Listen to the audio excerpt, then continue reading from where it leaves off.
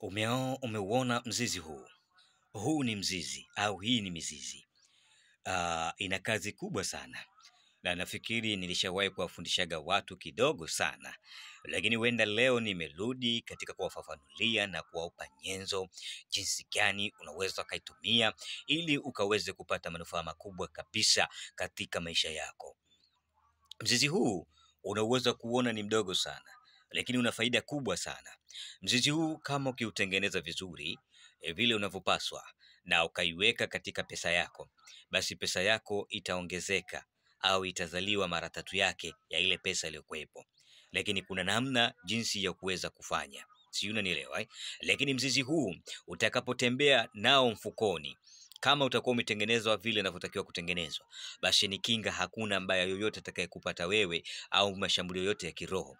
Lakini kama ukitembea naye vizuri, itakuletea mvuto wa pesa katika maisha yako, bahati ya pesa. Yaani utashangaa unapigiwa na watu, madili ya kazi yanapatikana kwa kupitia mzizi huu. Lakini mzizi huu utapowekwa dukani, utavutia wateja, yaani utalazimisha wateja kuja kununua bidhaa yako hata kama hawajapenda.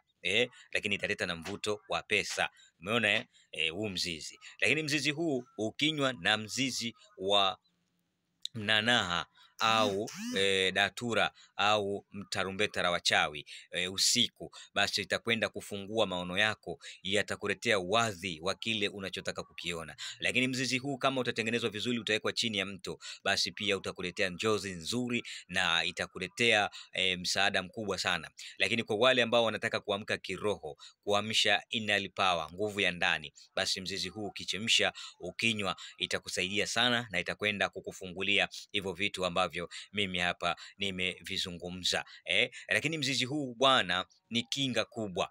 Ukichemsha katika mafuta ya nazi na kwa muda wa risali moja, yani wewe inachemka tu. Baada ya hapo utapaki katika chupa. Mafuta haya utajipaka wewe na mtoto wako na mtu yoyote, basi hakuna shambulio la kiroho litakalokukuta.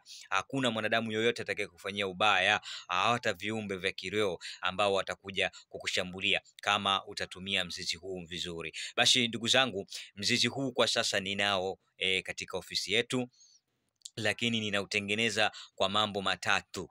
Kwa hiyo jambo lolote ambalo nimelielezea hapo, wewe ambaye unahitaji kuja kuupata, basi nipigie simu 0656435959, 0656435959 na 0763220257, 0763220257.